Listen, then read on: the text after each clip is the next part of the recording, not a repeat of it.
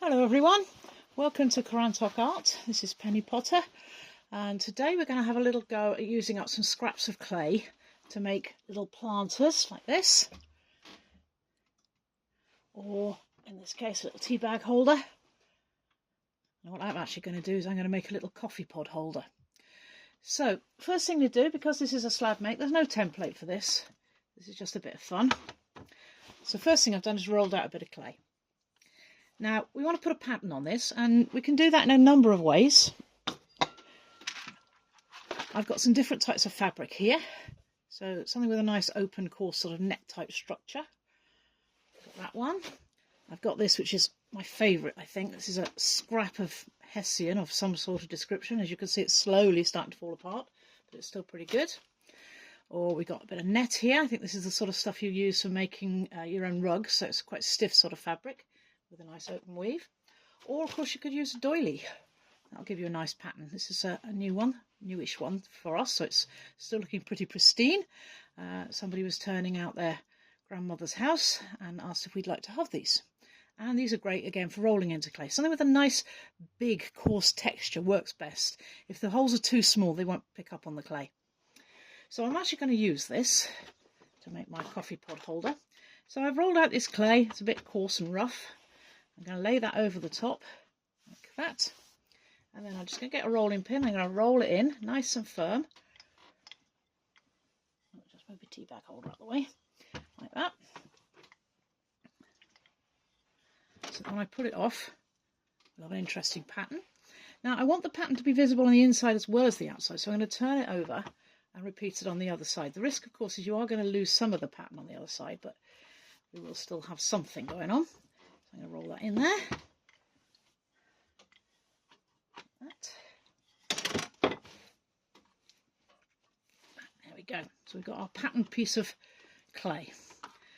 Now, this is basically, I'm going to fold it like an envelope. So I'm going to fold it in half. So I'm going to take off some of these really rough bits because they're just going to crack and cause me a problem. Let's take them out of the way. And there. I'm going to just curve it off a little bit at the top too, just to tidy it up a bit.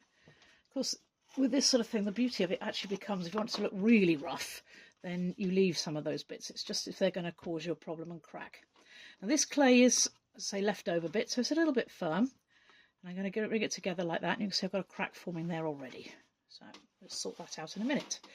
So next thing I'm going to do, I'm just going to simply go down the sides all the way, like that. Both sides, just score it. As I've said before, if you've got a scoring tool of some sort of description, then that's obviously going to speed your work up a lot. An old fork, pickle fork or something like that actually works really well. Something that's got a good sharp spikes on it. Then I'm going to get some slip on there, and because I've got this little crack forming here, before I fold it, I'm actually going to put a little bit of clay in there.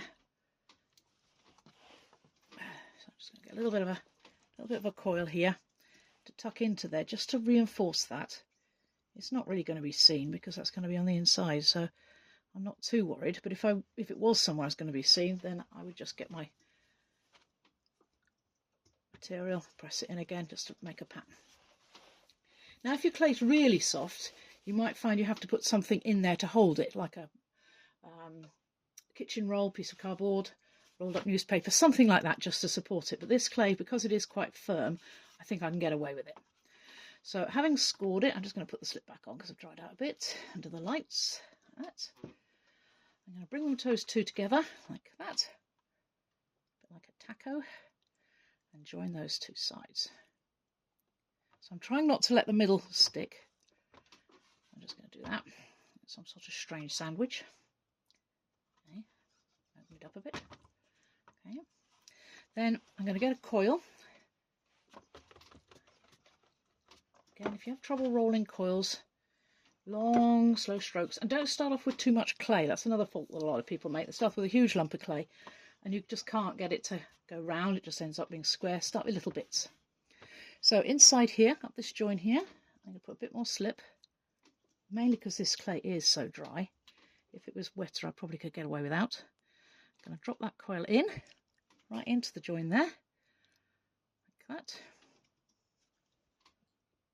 Then I'm going to get my good old favourite lollipop sticks. So we've gone for coloured ones today, we've got a green one. Okay, so we're going to then use that.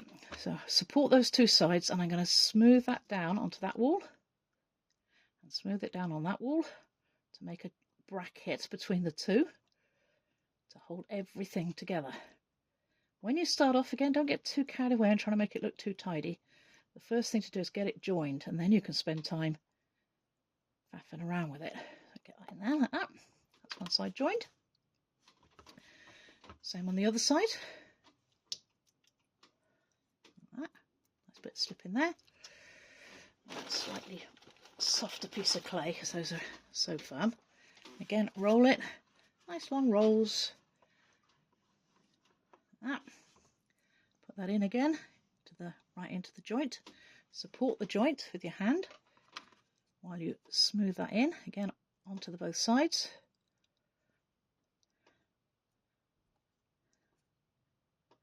Like that. Okay.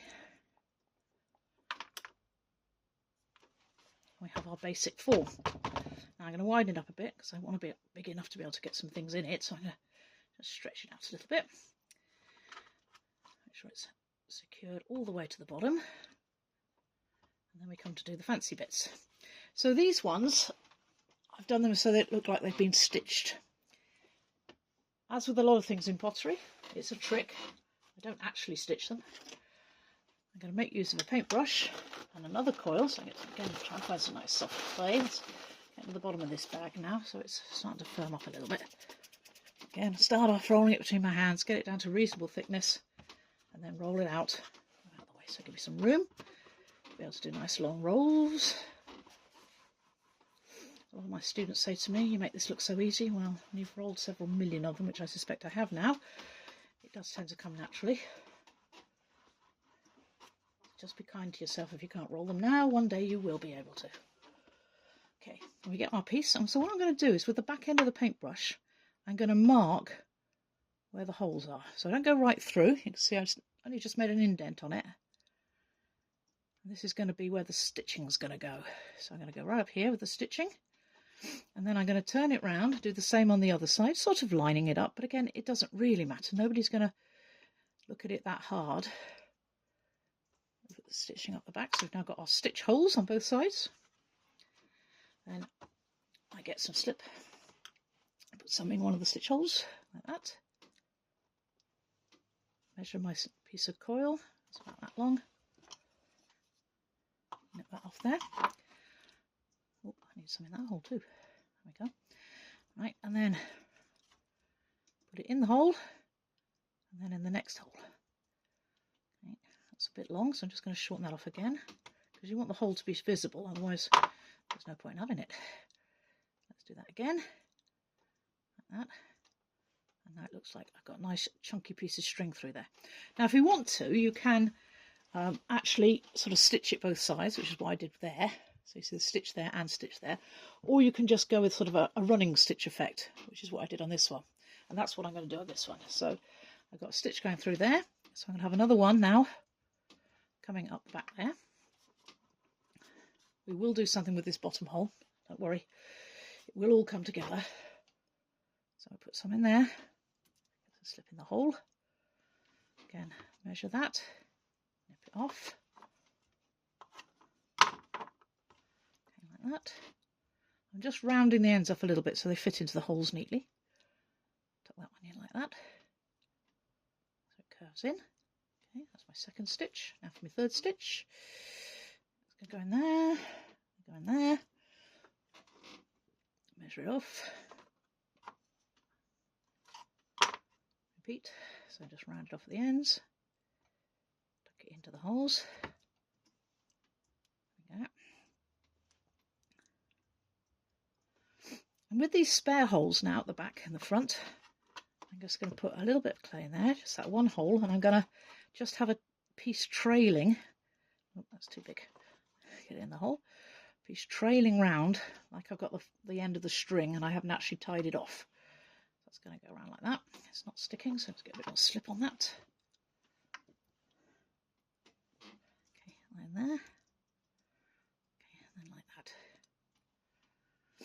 Remember to make sure you tuck your ends in. Bits sticking out are likely to get knocked off during, if not during firing,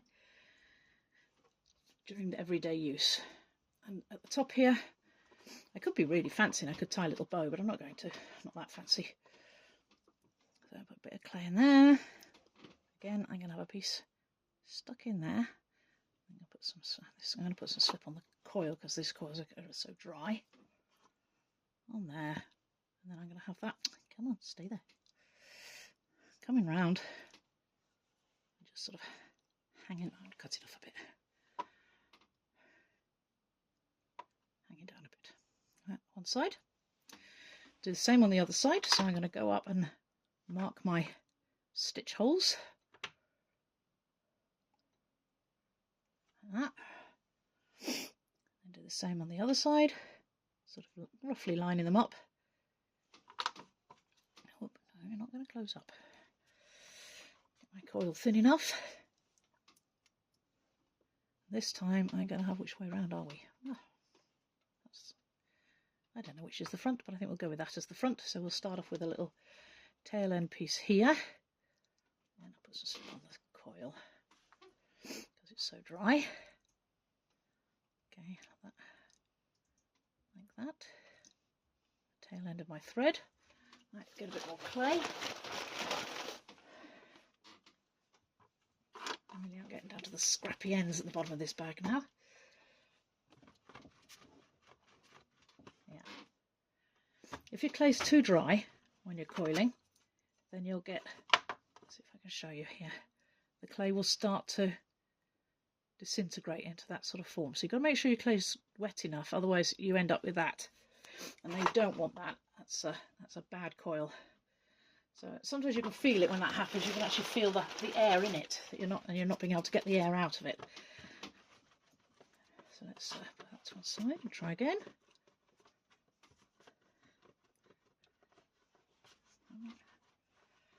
Nice bit of string. Of course, if you really wanted to, you can actually roll this into the cloth as well, and that gives the impression of like a string rather than a thread, because it sort of roughens it up.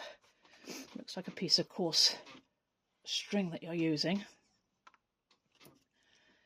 Okay, like that. So a bit in there, bit in there. Get your first stitch in.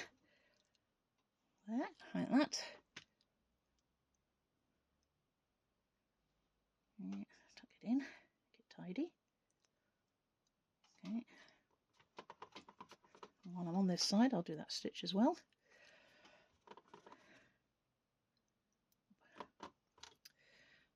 Closed up my hole a bit. Let's open that up a bit more. Okay. Tuck it in there. Tuck it in there.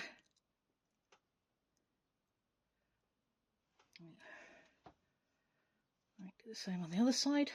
So again, I'm going to make those holes a little deeper. I've been a bit easy on them. And a nice thin coil. Like there, like there. Far too long. Cut that down a bit. Yeah, that can go in there. Tuck it in there. So anybody looking at it would think that actually that's one continuous piece, and that's the trick here. Fooling the viewer into thinking that it's something that it's not. Okay, I've just got that one throat at the top there. So again, I'll have a little piece sticking out, like I haven't been bothered to tie in my ends when I did my sewing.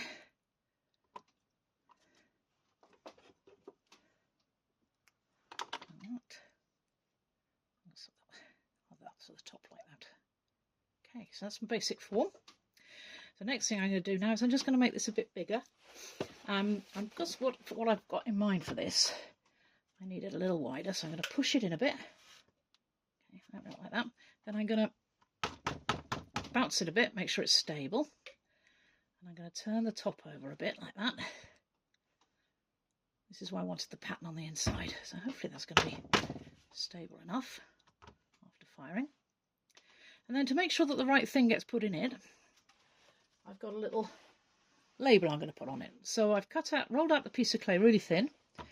I've used these little letters which I got off Amazon.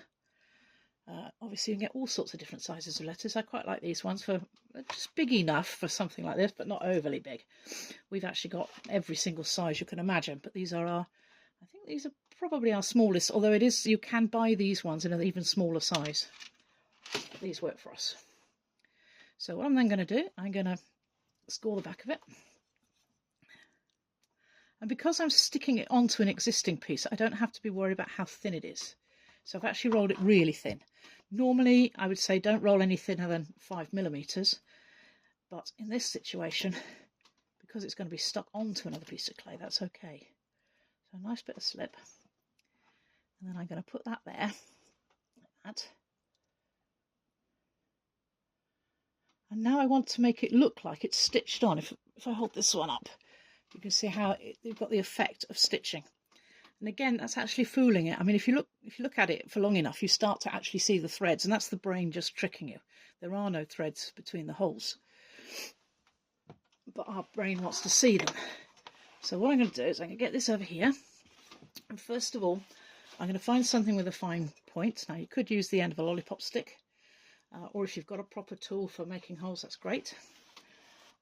So I've cut this down into a point. So I'm just going to go round it as if I was making holes for stitching. This might not work as well as what I used before. Okay, I'm going to swap to something else.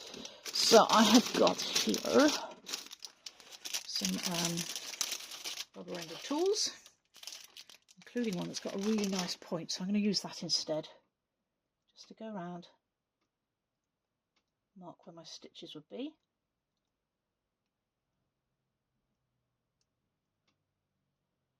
All the way around.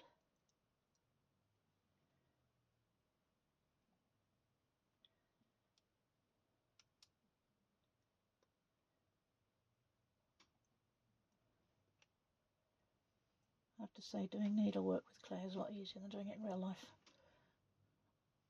Never been very good at sewing, I have to admit. Much to the horror of my mother. So, having done that, obviously we've got the stitch marks. Now we want to make it look like there's stitches. So what you do is between each one, we just make a little line. Oop, not too deep. Like that. I'm going to go back to using my knife for this bit.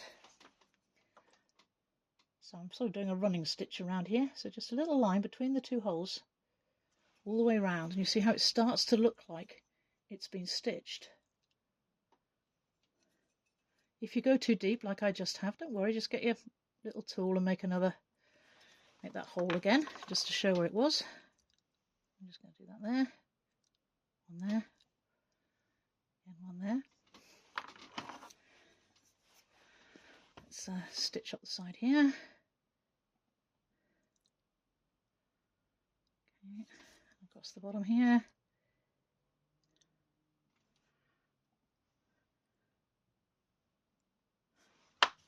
Go. And there we go, all done, all finished. So nice to easy make, as I say, to use up some old clay.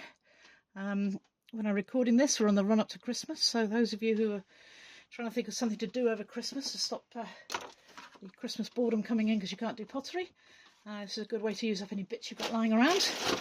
And you can make little ones. As I say, this is going to be useful for holding our coffee pods. And this one, I've got a little plant in mind that will go in that one.